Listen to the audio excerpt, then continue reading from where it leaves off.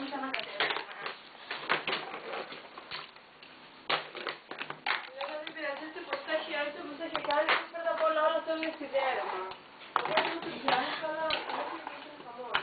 Κάνει τα λαό και θα δείξω και διαδίκτυο που ζούμε.